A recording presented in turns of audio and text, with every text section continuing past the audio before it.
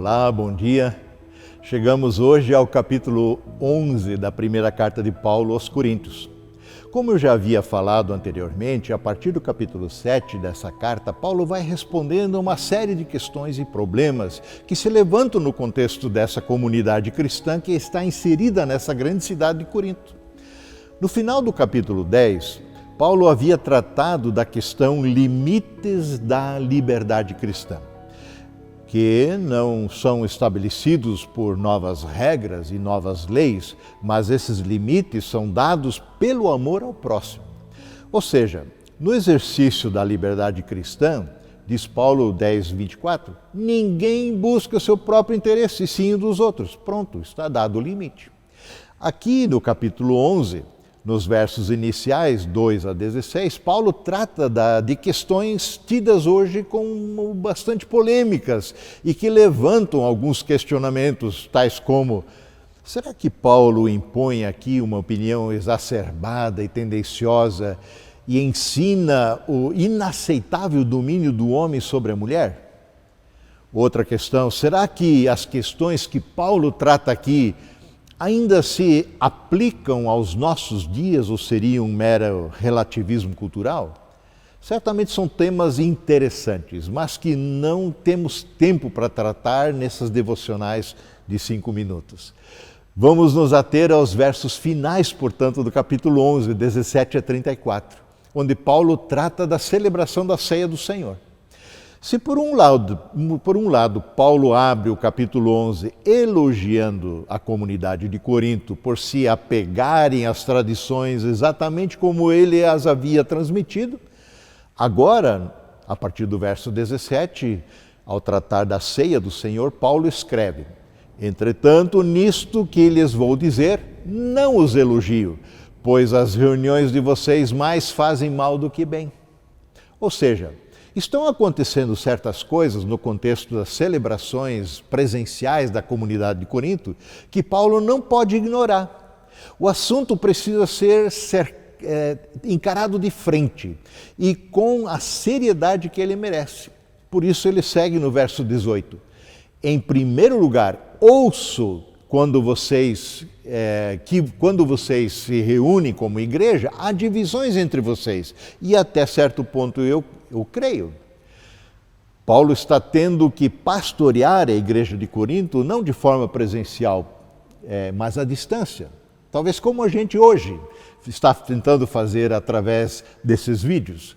Assim, as informações que lhes são trazidas por terceiros. Por isso, Paulo ouve falar a respeito da divisão e da discórdia que existe entre os coríntios. E ele chega a dizer que é necessário, verso 19, que haja divergência entre vocês para que sejam conhecidos quem dentre vocês são os aprovados. Ou seja, esse tipo de discórdia revela quem é quem no contexto da comunidade. Minha mãe sempre dizia, quando ela dava uma dura na gente por estarmos brigando entre os irmãos, nós éramos em 4, e cada um queria colocar a culpa no outro, e ela dizia que para brigar sempre precisam no mínimo 2. E então ela concluía: se um não quer, 2 não brigam. Ou seja, a briga revela o caráter das pessoas envolvidas nessa discussão. Dá indicativo claro da maturidade cristã das pessoas envolvidas. Hoje, novamente, a celebração da ceia do Senhor tem sido trazida, essa temática, para o centro das discussões no contexto da igreja cristã. Obviamente, por motivos diferentes daqueles tratados por Paulo através de sua carta no contexto dos Coríntios. Hoje a questão de discórdia gira em torno de celebrar ou não celebrar a ceia do Senhor de forma virtual, online. Uma pesquisa feita por um instituto chamado Invisible College, que em português também esse site existe, se denomina Laboratório Invisível. E ele faz um estudo sobre os impactos do isolamento social nas igrejas evangélicas brasileiras. E dentre os vários temas e aspectos pesquisados, foi incluído a questão da celebração da ceia do Senhor no tempo da Covid. Perguntamos, escreve o Instituto, sobre como cada igreja lidou com o sacramento da ceia. Interessante as respostas. 38,2% deu orientação para a celebração individual ou em família com os elementos tradicionais da ceia. 2,6% das igrejas entrevistadas deu orientação para celebrar individual ou em família com elementos alternativos, que eu não sei quais são, eles não revelaram.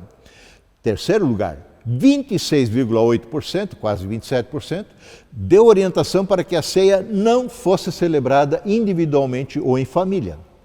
Em quarto lugar, 19,1% sequer deram alguma orientação e 13,3% deram outras respostas. A nossa igreja, a ISLB, Igreja Evangélica de Confissão Luterana no Brasil, tem dado orientação para que a ceia não fosse celebrada individualmente ou em família.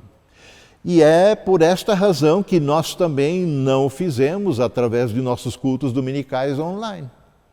Eu leio aqui, retrato para vocês, para sua informação também, nesta manhã, a correspondência oficial por parte da igreja sobre esse assunto. A situação da crise levantou a pergunta acerca da celebração da ceia do Senhor através da transmissão online. O assunto foi debatido na reunião virtual entre a presidência, pastores sinodais e a Secretaria-Geral da Igreja. Entendemos a preocupação de transmitir a comunhão, o perdão dos pecados e o conforto desse sacramento. Analisamos os aspectos favoráveis e adversos à luz da tradição bíblica, da confessionalidade luterana e das transformações sociais advindas com as novas tecnologias. O assunto é complexo e requer amplo estudo. Concluímos que não há condições e elementos suficientes para aderir a esta modalidade de administração do sacramento. Neste momento de travessia em mar revolto, vamos reforçar a comunhão através da oração, do anúncio da palavra e de gestos diaconais com pessoas necessitadas, o que também temos feito. Vamos nos nutrir também com as saudades dos momentos presenciais e com a expectativa de nos reunirmos num grande encontro comunitário para aí sim celebrarmos a ceia do Senhor.